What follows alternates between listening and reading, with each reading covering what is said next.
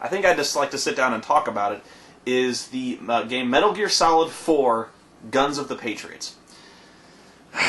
This is a very difficult review to make. And if you're a fan of the series, I think you know why it's going to be a hard one. Here's the thing.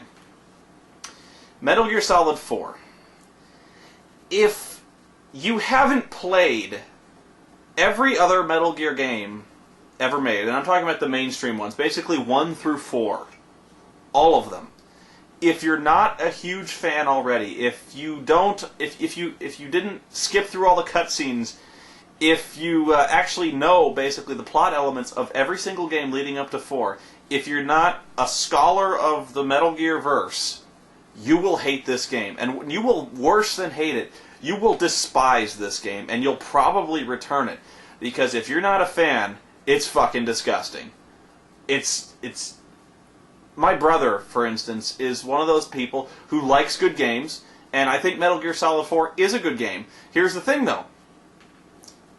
It will leave you so snowed if you don't know anything of the previous games. It relies on you having played every single game. And I mean NES, and even that Metal Gear Solid 2 on the MSX, like it uses elements from that. It references Zanzibar Land, which was, Jesus Christ. It's amazing. Hideo Kojima, the writer of the series, is either a mad genius or just mad, because he's woven together all of these games with, and if you've played Metal Gear Solid, and especially number 2, these insane, labyrinthine, twisting plots, and he has used elements from every single one of those games, and somehow managed to tie them together in such a way that they make sense. And yes, I'll repeat that. Either he has somehow made the events of Metal Gear Solid 2 make sense, or I have actually started going just as insane as he is. Because this game, and I'm going to avoid spoilers for MGS4, but it's hard to do that without explaining things in the context of the previous game, so I probably will be spoiling the previous 3 games. It's just incredible how much knowledge you need to have about MGS series leading up to 4. And even then, because I'm one of the bigger fans of the Metal Gear games, and even then, it's really hard to piece together all of the events that are going on, all the plot threads that are flying around all over the place. And you really got to wonder at some point if it's worth it. Like, it's made for fans, undoubtedly. You've got to be a fan. Got to be. Don't even bother. This is no Splinter Cell game in a lot of ways. Like, a lot of fans will say Metal Gear Solid is in no way a stealth action game. I would agree. It has stealth elements, but like Splinter Cell, you can pick up any Splinter Cell game. You don't really need to know the backstory. It helps, but you don't need to. You can pick it up, you can play it, and you'll probably find it a much more realistic experience. I can't argue with that. Really, I would classify the entire Metal Gear series as a very guilty pleasure, kind of like the Shenmue series. If you got hooked on the story early on, you must admit it's pretty much indefensible. You can say, I just like it, and if you don't get it, you don't get it. But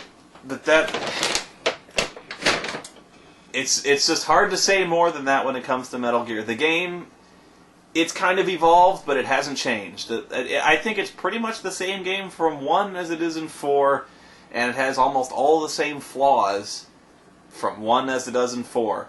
The cutscenes are abusively long.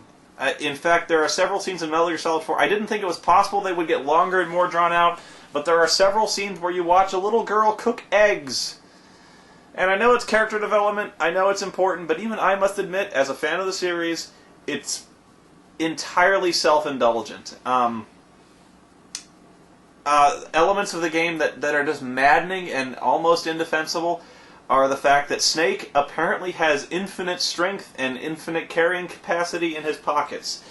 I just love how it's possible for Snake to have equipped, at any given time, a Stinger missile, a rocket launcher, a Javelin anti-tank missile, several assault rifles, And you can just carry those along with a steel drum and enough food to feed a small army. And you can carry this on your back. It doesn't reflect in any way on your character model. It's just incredible how at any given time you can literally pull a Stinger missile out of your ass and start shooting at helicopters. It's phenomenal. And I know that's the game. I'm not... it's just funny. That's Metal Gear. You know, it's really quite something. It also goes back to Metal Gear Solid 3. I actually like Metal Gear Solid 3 the most of any of them. And the funny thing is, it's probably the worst of the games. And I'll explain to you why. Metal Gear Solid 3 tried so many different things. It was so innovative. It invented so many daring concepts, and none of them worked. At all. For instance, I'll go through a few of them. The camouflage system. Initially, the camouflage system was actually rather ingenious, in that if you were in certain types of terrain, you would put on a certain amount of camo. Like if you were in grass, you put on green camo. If you were in an urban environment, you put on urban camo. If you were in mud, you put on brown camo, and they wouldn't be able to see you. You'd paint your face, and your camo index would go up. And that was pretty cool. Thing is, didn't work. Why? Because now all of a sudden you're talking about a character. You could do this at any time. So whenever you would switch environments, you would just be like, oh, I'm going to hit the start menu, switch to my brown camo, and I'm going to put brown face paint on. Thing is, though, how do you... This couldn't possibly take place in real time. And all of a sudden you'd have your... Snake is laying in the grass, time freezes, and in a split second, he changes his entire coveralls to a new outfit, he paints his face, and it's instantaneous. It was a little maddening to mess with that, and it didn't really work. Good seed of an idea, it didn't work.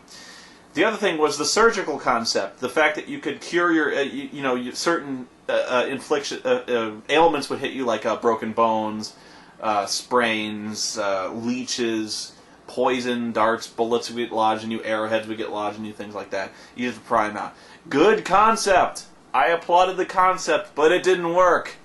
You would have to constantly interrupt the game. Like, you'd have to interrupt boss battles to wrench arrows out of yourself. You'd have to set broken bones in the middle of prolonged gunfights. This would happen instantaneously. There would be item management, and it was just maddening. Good idea, didn't work. It was the food thing. Hunting down and eating food to maintain your stamina. Good idea. But again, you had to contest with so many things that would go wrong with it. Food that was poison, food that would go bad. You had to go hunt food with a knife. You had to run around and try different things to eat. Certain foods were poisonous. You had to talk to a guy to find out if foods were poisonous. Some things the guy didn't know. And over time, over the course of the game clock, if days would pass, the food would go bad. You'd eat it, it would rot, you'd puke. Oh my god. So there were so many things that went wrong, and you have to applaud the ingenuity, and it didn't really work. And yet the plot was so good, at least I thought the plot was good enough, that it was one of the more memorable games. And I think the soundtrack really pushed that one along. The chase sequences in the end is some of the best gaming I've ever experienced, where you're on the motorcycle and you're shooting the guys. It's a phenomenal sequence. And so it's actually one of my favorite games. But like I said, indefensible. Back to Metal Gear Solid 4. The plot line is so labyrinthine and complex, I barely know where to start. Let's just start with the character of Ocelot. Because he's perfect. He's a perfect example of how impossible to follow this series is. Even if you're paying attention, even if you're a fan, you just try to unravel the mystery of Revolver Ocelot. Okay, let me just try to figure out who this guy works for. Because, when he starts out, he's working for Spetsnaz, but he's not really working for the Spetsnaz. He's working for the CIA. But he's not really working for the CIA because he's actually working for the Patriots, who are a secret organization above the CIA. So, okay, double agent. Gets more complicated than that. After that incident, when it comes to Metal Gear Solid 1, he's with Foxhound as an agent of the Patriots, but he's also, he's with Liquid Snake, but he's also working for Solidus, who is working against the Patriots. So does that make him a triple agent? But then it gets a little more complicated because in like Metal Gear Solid 2,